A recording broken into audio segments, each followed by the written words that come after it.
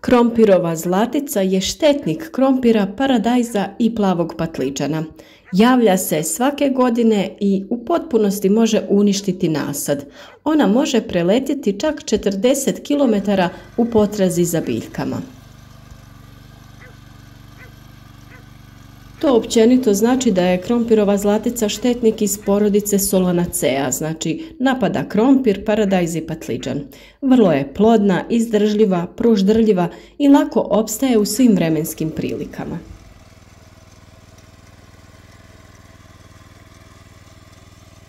Ona je pravi primjer kako se jedna vrsta ograničena na mali prostor može brzo proširiti na cijeli svijet. Krompirova zlatica inače dolazi iz Kolorada, gdje se hranila divljim pomoćnicama. Međutim, kada su doseljenici donijeli krompir u Kolorado, krompirova zlatica postala je najvažniji štetnik krompira i vrlo brzo se proširila na sva područja gdje se krompir uzgajao.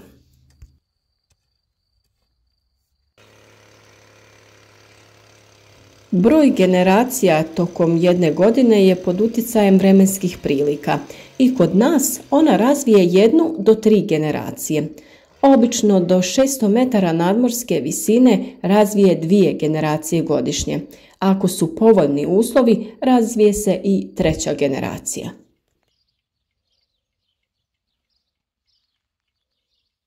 Kao i ostali odrasli kukci, ona prezimljuje u zemljištu na dubini do 30 cm u starim krompirištima. Prve prezimljele jedinke se pojavljuju tokom aprila, ali se pojavljuju i u maju. Do novih krompirišta mogu preletjeti i do 40 km.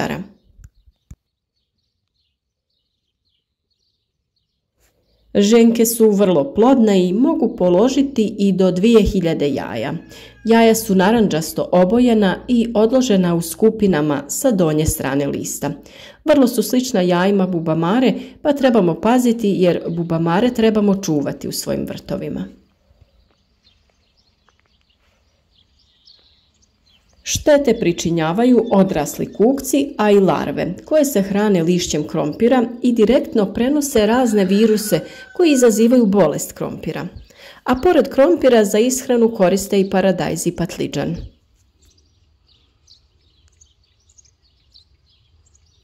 Životni ciklus može završiti i na plavom patliđanu, dok je lišće paradajza manje povoljno. Na paradajz se može nesmetano razviti ako je paradajz blizu krompira i zlatica se naizmjenično hrani na obe kulture.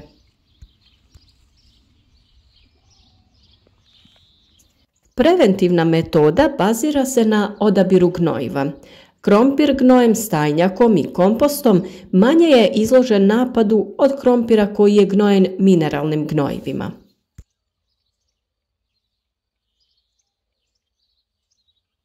Redoviti pregled lišća i odstranjivanje onih listova na koje su odložena jaja najbolja je preventivna mjera.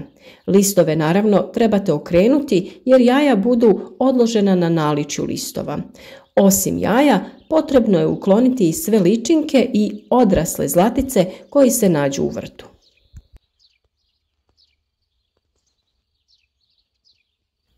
Krompirova zlatica ima mali broj prirodnih neprijatelja.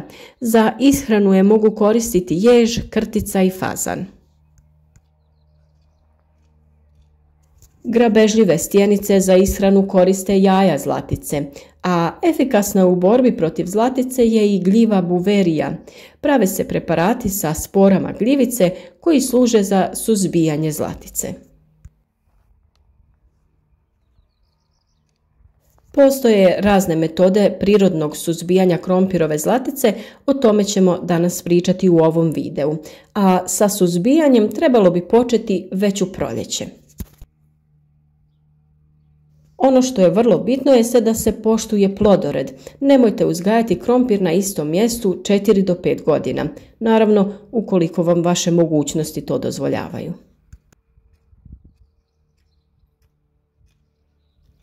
Kada smo posadili krompir, možemo u čašice od jogurta staviti svježe oguljenu koru krompira da bude ispunjena 1/3 čaše.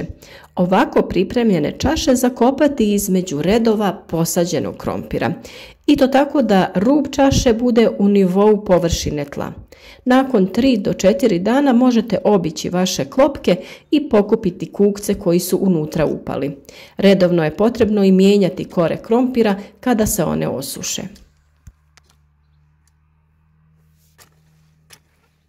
Zlatice ne mogu podnijeti ni miris trule kože od crvenog luka. Prilikom sadnje, pored krtola možete staviti i malo lukovine. Ona će truliti i mirisom će tjerati zlatice. Biljne vrste kao što su hren, kamilica i grah svojim mirisom također tjeraju zlaticu. Zlatice ne podnose ni miris četinjača, posebno bora. Usitnjena kora bora se može posuti između biljaka ili se napravi preparat od borovih iglica. Biljke krompira možete malčirati sa koprivom ili žarom. Kopriva svojim žarećim dlačicama spriječava zlatice da se uvuku u tlo tokom najtoplijeg dijela dana.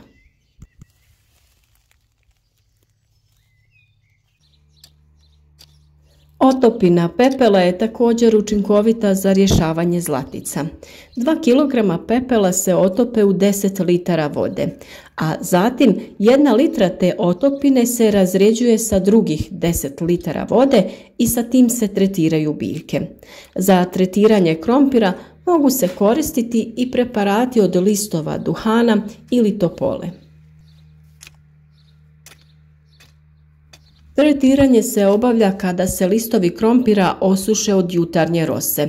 U ovisnosti o napadu i primijenjenog preparata, tretmane je potrebno ponavljati svakih 5 do 10 dana ili u ovisnosti o stanju u krompirištu. Posljednje tretiranje treba biti 20 dana prije berbe. Ukoliko želite koristiti sredstva sa bržim učinkom, tu su uvijek namjenski insekticidi. Upravo ličinke prave najveći problem jer grickaju listove. Za kratko vrijeme mogu se toliko namnožiti i pobrstiti sve. Odrasle jedinke hrane se dopunski vrlo kratko i ne nanose velike štete. Ali one polažu jaja, a razvoj traje od 5 do 15 dana, ovisno od temperature. Iz jaja se liježu narančasto-crvene ličinke, čiji stadij traje od 14 do 21 dan. One prave najveći problem jer grizu listove. Za kratko vrijeme mogu se toliko namnožiti i sve obrstiti. Ličinke se preslače nekoliko puta i odlaze u zemljište, a poslije 10-ak dana pojavljuju se novi odrasli kukci. Upravo primjenom plodoreda može se spriječiti masovna pojava krompirovih zlatica. Također, kada su manje površine u pitanju, i maga se mogu sakupiti ručno. Ipak, pri masovnoj pojavi moraju se primijeniti insekticidi. Vrlo je važno odraditi pravi termin suzbijanja. Pogrešno je primijeniti insekticid za suzbijanje odraslih kukaca. To se radi samo u slučaju jačeg napada. Krompirova zlatica se suzbija u stadiju ličinke, kada je i najosjetljivija na insekticide. Prag štetnosti je prisustvo 4 ličinke na 10 biljaka. Tada se obavlja prvo tretiranje. Ono je opravdano ako se izleglo 40 do 50% ličinki.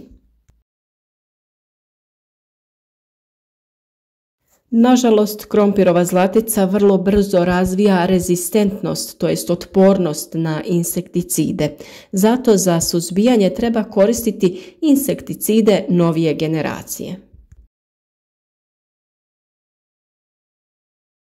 Postoji velik broj različitih insekticida registriranih za suzbijanje krompirove zlatice, od kojih su najpoznatiji Mospilan, Actara, Calypso, Tonus, Confidor, Talstar i sl.